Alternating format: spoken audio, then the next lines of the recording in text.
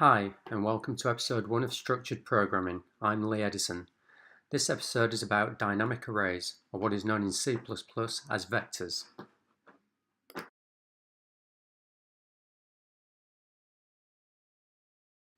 In programming, we have arrays, which allow you to store multiple instances of the same data type, a bit like a library holding books. The limitation is that arrays only store the amount you initially tell them to. Dynamic arrays, or vectors in C++, are like the big brother of arrays. They grow and shrink as items are added or removed.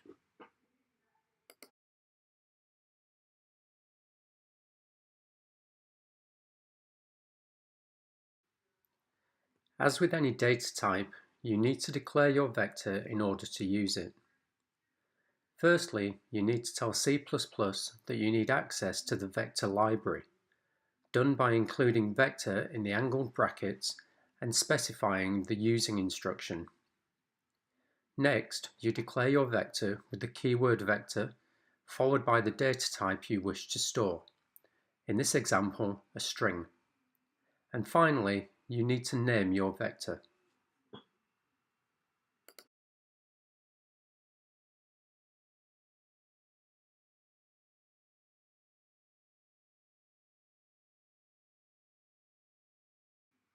To add a new value to a vector, you use a command called pushback. This does exactly as it says, pushing the value you specify directly onto the back of the vector, increasing the size of it by 1. For each value you wish to add, you use the pushback instruction. As with any variable, you need to ensure that the value you are adding to the vector is of the correct data type.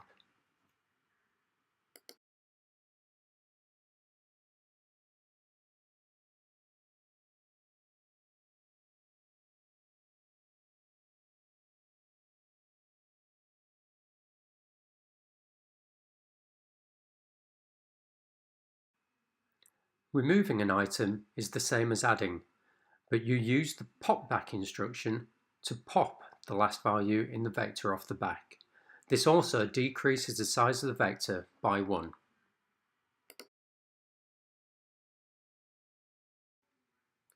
To make accessing your vector easy, there is the for loop for iterating through the vector. The for loop starts by initializing an integer for the count. It then has a test. In this case, that value is less than the size of the vector. A thing to note here is that the index of your vector starts at 0, so the last element will be the size of your vector minus 1. Hence the test is less than the size rather than equal to the size. Finally, the for loop automatically increases the counting variable. Within the for loop, we have a line to display the element of the vector with the count variable index. This repeats for all the elements. As running the program shows, this prints out the 2 elements.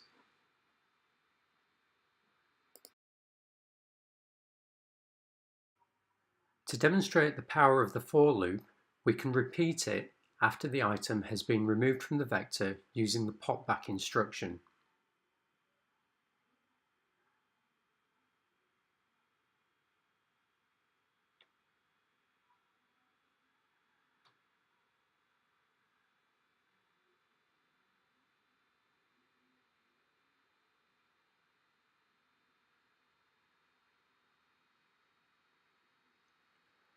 Running the video again shows that after removing one element, there is now only one left in the vector.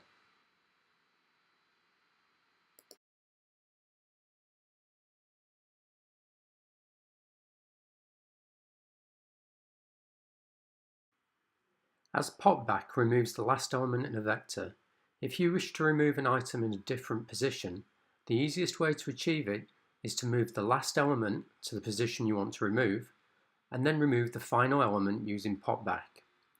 This works as it doesn't matter where in the vector you store your values, as long as they are stored and accessible.